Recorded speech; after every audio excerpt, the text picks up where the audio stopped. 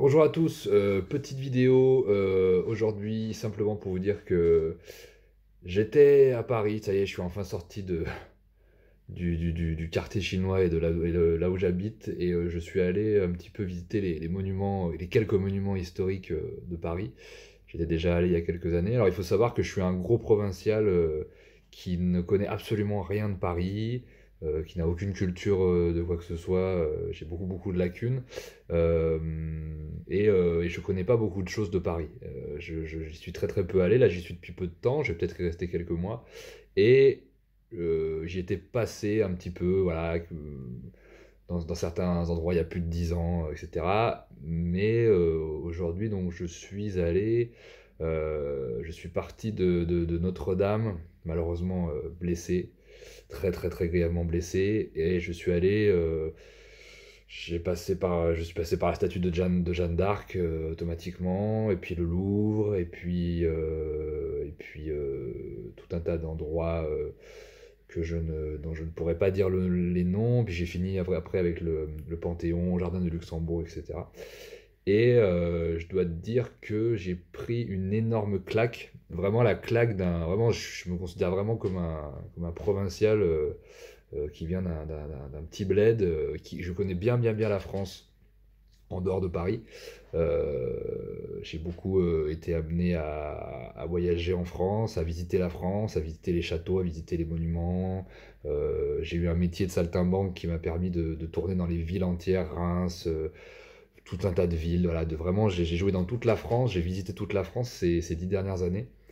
Et j'adore la France, j'adore mon pays, et j'ai toujours un peu considéré Paris comme un pays à part entière hors de France par rapport à ce qu'on voit dans les films, dans les médias. Ça représente pas du tout le peuple français et les gens comme moi, et on se sent pas du tout concerné. C'est pour ça d'ailleurs que j'ai bifurqué vers le cinéma asiatique en règle générale, le cinéma chinois, le cinéma de Hong Kong. Aujourd'hui, je m'intéresse beaucoup au cinéma indien et à des cinématographies plus traditionnelles parce qu'ils représentent vraiment plus le peuple et plus les gens de toutes les villes et de tous les bleds des pays euh, dont ils font la promotion dans les arts et dans les films. Et tout ce qui est promotion d'art dans les séries, dans les films, voilà, français, pour moi, c'est du parisianisme et enfin, c'est vraiment, pour moi, j'ai l'impression que Paris est dans ma tête, c'est vraiment c'est un pays à part entière. C'est dans ma tête de provincial, c'est comme ça. Et à ma grande stupeur, enfin, j'ai complètement vibré quand je suis rentré dans certains monuments.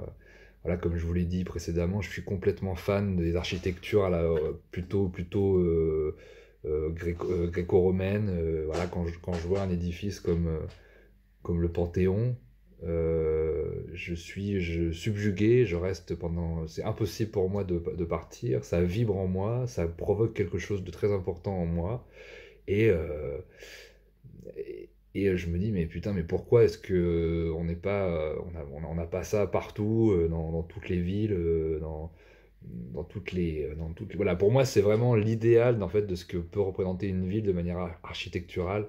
Les énormes colonnes, les détails, les arts traditionnels, où se mélangent les héros de tous les âges, de la mythologie grecque au monde gallo-romain, en passant par les édifices et les héros du catholicisme, du royalisme, euh, de la République, l'époque de Napoléon, etc. Enfin, je suis subjugué. J'ai été subjugué par autant de beauté, par autant de détails, par autant de précision, par autant de. Enfin, c'était hallucinant.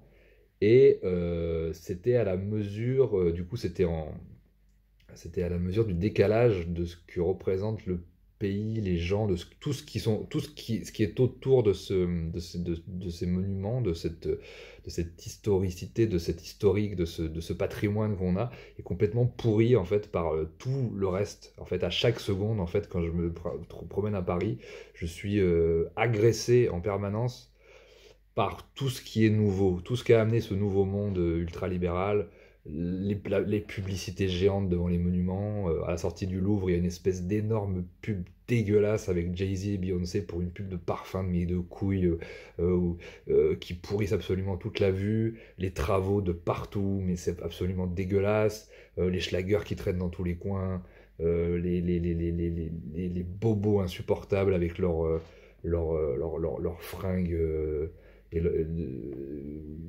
enfin, qui remontaient jusqu'aux genoux avec leur Starbucks posé avec leur McDo qui parlent pratiquement, c'est pratiquement des Américains en fait, c'est même plus des Français pratiquement. Et voilà, et puis par tout le reste, les racailles, les machins comme ça, mais enfin c'est absolument dégueulasse de partout. Enfin, sauf dans ce qui reste en fait au niveau tout ce patrimoine qui devrait en fait vibrer en chacun de nous. Mais au lieu de ça, en fait, je vois des espèces de zombies qui déambulent dans les rues et une pourriture voilà, visuelle, publicitaire dégueulasse, des travaux dégueulasses, des embouteillages, des flics de partout. Enfin, c'est absolument dégueulasse. Donc c'est vraiment un décalage entre la beauté de ce qu'il y avait avant et la pourriture du monde d'aujourd'hui. Et voilà, ça m'a fait un choc, donc je vais pas y retourner tous les jours parce que ça me provoque une mini dépression à chaque fois que je vois le décalage entre ce qu'a été en fait l'histoire de France et ce qu'elle est en train de devenir. Mais j'avoue que j'ai quand même vibré quand j'ai traversé tous ces édifices. Quand j'ai traversé tous ces endroits, il y a quelque chose qui a résonné en moi et voilà, c'est très important. Et c'est vraiment le petit campagnard, voilà, ouvrier qui a eu la chance de visiter. J'ai eu la chance de visiter le monde entier, j'ai eu la chance de visiter la France entière, mais je connaissais pas du tout Paris. Et je dois admettre que tout est dégueulasse à Paris, en fait, sauf ce qui reste de ce patrimoine historique, ces monuments traditionnels, épiques, et absolument fantastiques. Voilà, ça, c'est tout ce qui est les églises, les cathédrales, les monuments gréco-romains, etc. Tout est sublime. Et voilà, donc j'ai fait pas mal de photos aujourd'hui que j'ai mis sur mon Facebook où j'ai essayé de. En fait, je me suis imaginé un, un Paris sans tous ces déchets en fait qu'on nous impose et qu'on impose aux Parisiens à chaque fois. En même temps, bon, c'est un peu leur faute puisqu'ils ont voté pour Anne Hidalgo, donc c'est un peu bien fait pour leur gueule aussi. Ils se remangent un peu la merde, en tout cas voilà, le cadre est magnifique et putain, si j'étais président, bon Dieu, je mettrais un bon coup de balai et je ferais je ferais revivre tous ces endroits, tous ces monuments de manière absolument magnifique, protégés, sanctuarisés, etc. Un peu comme ce que je peux constater dans plein d'endroits en Chine, par exemple, où il y a. Alors c'est nettement moins beau la Chine par rapport à chez nous, mais il y a encore beaucoup, beaucoup d'édifices comme ça, et de places, et de choses qui sont très propres, très conservées, etc. Et il n'y a pas ce décalage complet entre les gens qui y vivent et, et l'héritage en fait des monuments et de l'histoire. Donc voilà.